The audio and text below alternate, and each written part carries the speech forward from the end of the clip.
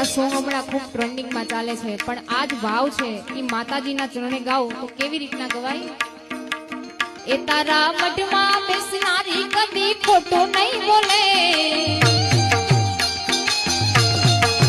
એ તારા મઢમાં બેસનારી કદી ખોટું નહીં કરે, તું સમરે હાચા મનથી માડી હા કલે રે આવે, એ સમરે હાચા મનથી ખોડલ હા કલે રે આવે,